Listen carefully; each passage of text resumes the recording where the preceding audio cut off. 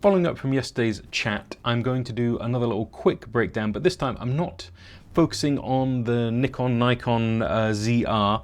I'm more focused on things that got me excited yesterday, which was the Blackmagic and Apple related news, because we have a new iPhone launching. Got it on the screen behind me, the 17 Pro, available in 3 colors, the orange of which is back there. Now this interests me because I've been starting to use my iPhone over the past 6 to 8 months as my primary camera for capturing stuff like this and things when I'm on set. The idea being that in those particular situations I have a real camera, I'm doing that for real with my Pixis or my Pocket 4K or whatever it is that I happen to be using for the real shoot.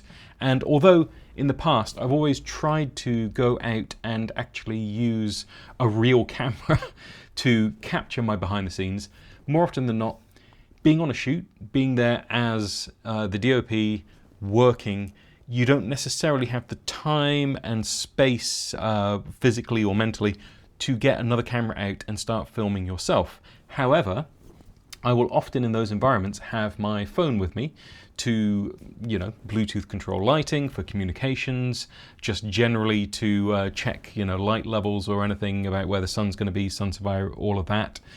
And that means that maybe the iPhone for me is the best option, because what I found was when I didn't take out the extra camera that I bought to do behind the scenes, I ended up just using my phone anyway, but in an unintentional fashion.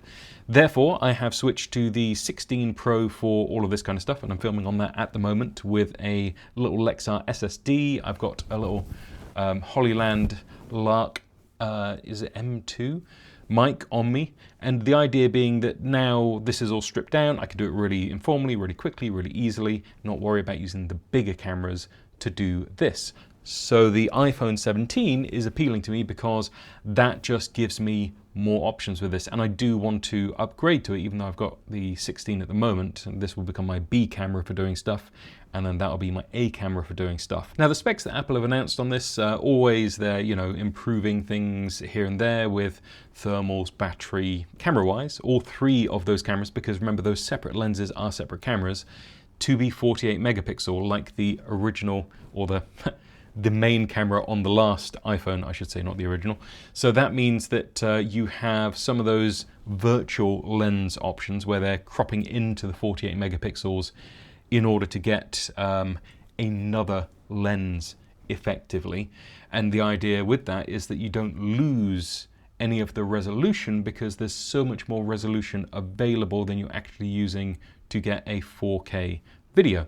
And that works okay. I think the unspoken thing here is that when you're making a video with that, you're changing the size of the sensor, you're changing the noise characteristics, and that does start to have an effect. Also, we're talking about tiny sensors and tiny lenses. Even getting all of these different focal lengths into a phone is kind of amazing. So yeah, there are limitations, but this excites me. I'm very keen to try it out. And also, Apple announced that they have ProRes RAW support in this new iPhone. Whether that will cascade across the other iPhones, yet to be seen, but it'd be nice if it did.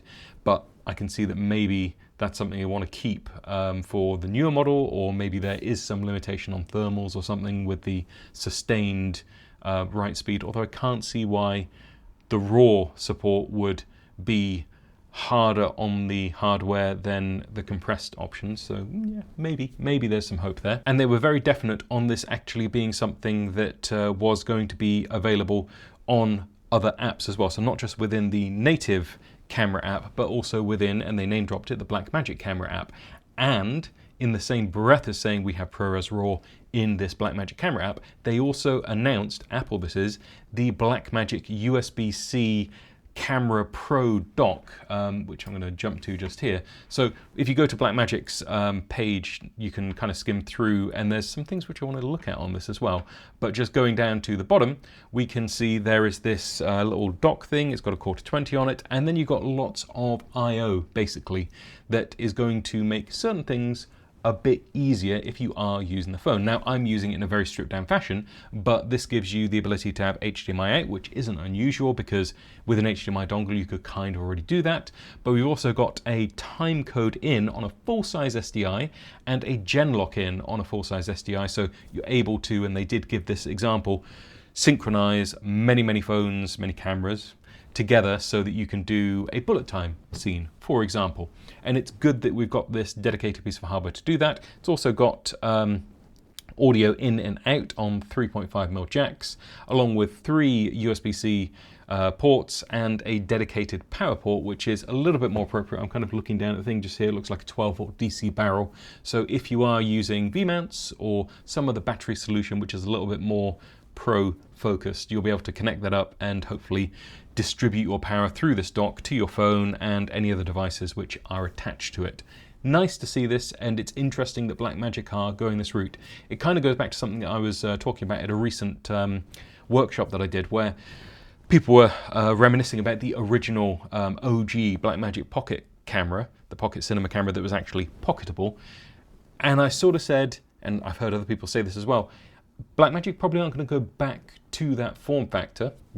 Wait, and they announce this in 4 days at IBC, and I'm completely wrong, but it feels like they aren't going to do that form factor now, because what that form factor did is now sort of achieved by an iPhone with maybe the dock or not, with a little USB-C SSD attached, and now you can fit that all in your pocket. So having a dedicated Pocket Cinema camera of that size probably isn't on their agenda, and they're more focused on the slightly bigger cameras that offer different things to what the phone is doing. And this, I feel, is another example of why that probably won't ever now come to be the case. There'll be a OG Pocket Camera 2 coming out, because we're getting stuff like this to make the phone experience a little bit more pro, especially with that time code. It's interesting to see that coming in with the phone, and it kind of suggests that people are yearning for this sort of workflow, either in a stripped down sense, you know, they're looking to do kind of what I'm doing, and maybe they're, I don't know, filming in a car with multiple phones all over the place, and they want a decent way of syncing this all together. Well, now we've got this, you've got a decent way of monitoring it with the HDMI out, even though I have to say I'm using the Blackmagic Camera app on my iPad just here, and that's a pretty decent way of monitoring it just for framing and generally seeing what's going on in control. But obviously with that HDMI port, you're not experiencing the lag that I'm experiencing just here, which doesn't matter for what I'm doing, but would if you were in a more critical situation where you're actually using it as an A-cam for real filming. Now, if you're looking on the Blackmagic site, you're going to see a couple of other things which I do find interesting. For a start, they talk a lot about how this is going to fit into your workflow, and there's this wonderful shot of lay flat of all of the different things. Like, I think we've got some tilter, cage bits, and yeah, the Blackmagic app on the phone, and the phone is in the tilter cage just there. There is also a Blackmagic EVF, the Ursa Cine EVF, sitting next to it, and they mention just below this, you are going to be able to use your Ursa Cine EVF with your phone, which is a wild idea, but it's kind of cool. That means that I can build out a tiny little rig with an Ursa Cine EVF, and I can use that for filming, have it all locked in. And it does sort of imply, because the Ursa Cine EVF is going into the same port as the Blackmagic monitor that we just got, the touchscreen one with all the control, does imply that that will also work with this, maybe not straight away, but I feel like it will come, and that will mean you've got a real screen, you've got touch controls of it, and if the camera's in an awkward place, or if, like I am just here, I've got it all set up, I can be using that to control the camera app and also monitor as well in real time. Feels like a lot of cool things are happening in this space, and whilst the ProRes RAW was announced, a lot of people immediately kind of jumped into commenting on threads and things, and in the various chat rooms that I'm in on Facebook, asking if that meant that Blackmagic were going to support ProRes RAW in DaVinci, because for the longest time now, probably going on for 10 years, we have had no ProRes RAW support in DaVinci Resolve. And sure enough, by the time I woke up in the morning, this had been announced from Blackmagic. ProRes RAW support is coming to DaVinci Resolve, which is fantastic news for anyone using cameras that are recording in that format. Also now fantastic news because we got it in the phone as well. And they went one further, and this was a bit of a surprise. It is coming to the Pocket 4K. So we're going to have ProRes RAW support in the Pocket 4K, and potentially then cascading out across some of the other cameras in the range. Now this is a double-edged sword, because Blackmagic have been pushing hard on B-RAW, and that has felt like the direction. They've been trying, I think, to be fairly open with this as a format. So we have seen other camera companies adding support in for Blackmagic RAW, Sony via the various monitors and things that you can output Blackmagic RAW to, or record Blackmagic RAW in from the raw output of the camera. But that means that now we have that ProRes RAW support. Are we going to see this kind of eating into the Blackmagic RAW ecosystems that we have come to learn here? Probably won't make too much difference, but it's going to be interesting to watch and see how this develops. I was half thinking that we were going to get Blackmagic RAW support in the camera app on the iPhone, but obviously Apple are quite keen to keep things within their ecosystem there, so no sign of that yet, unfortunately.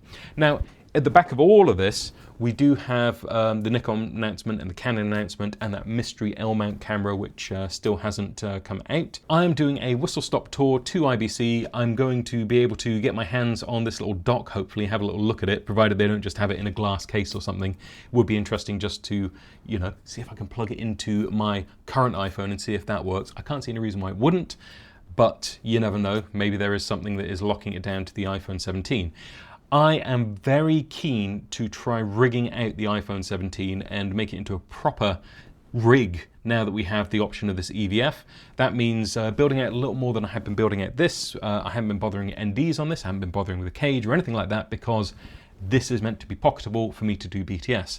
But I do want to have a bit of a mess around now that everything is getting a little bit more fully featured, and just seeing how far you can push this iPhone workflow. And I've been working it into actually some of my pro shoots as well.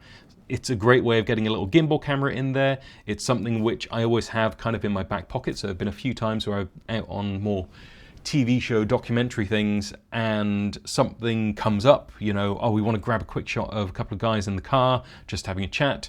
All the cameras are packed away, we're just traveling between locations.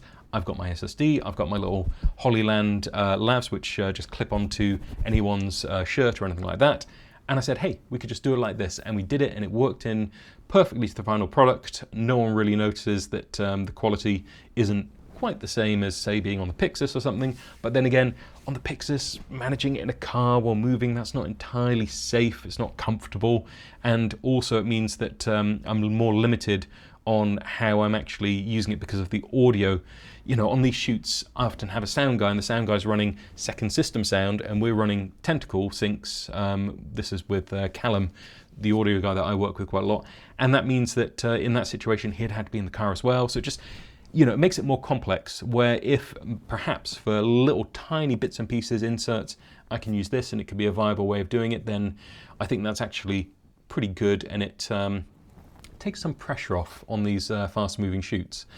Nikon, be sad not to talk about it, I guess. The disappointment is the HDMI port. Great to see that this camera is coming in under the C50 price point wise. I think that's going to attract a lot of people who had sort of been sitting on the fence about what direction they're moving in. Are they moving Panasonic? Are they moving Canon? Do they want to go to Blackmagic? And now this Nikon Red has come out. There are a lot of filmmakers who aspire to owning a Red, and now this Nikon has that little red stamp on it. That is going to be appealing. That IBIS being built in as well, you know, giving them another point of difference between the Nikon and the Canon. I think there's going to be stiff competition from now on out for Sony and Canon, where perhaps before they didn't have to worry about Nikon so much. That red brand name recognition is going to cause them a little bit of a headache, I think. Lots of pressure on Sony now to actually do something else. The FX3 has been a runaway success, and I think saying that, and I've seen a few YouTubers, this is the FX3 killer, this is another FX3 killer. The FX3 is 4 years old, maybe a little bit older, and that being an FX3 killer, the FX3 is 4 years old. You know, what do you expect? It's a 4-year-old camera and it's still holding its own. You needed to come out 4 years later with a camera to kind of try and compete with what Sony have been doing for 4 years. So I think that's a bit disingenuous. Yes, when a new camera comes out and it's had that much time, you would expect it to be better. It'd be it would be a real shame if it wasn't. But Sony have the option now of coming out with something which is the killer of all of these, and then, you know, they can completely flip that narrative around and say, well, you know, you can't compete with what we're doing now, you can compete with what we're doing 4 years ago. All of this is going to play at IBC. I'm going to see if I can get my hands on a Nikon. I'm going to see if I can get my hands on the C50. I'm going to have a look at the Blackmagic stand, that little dongle, and as and when I can get a iPhone 17, I'm also going to try that out. Leave some comments down below, and if you've got any thoughts or questions, you know, I'm here, just have a chat.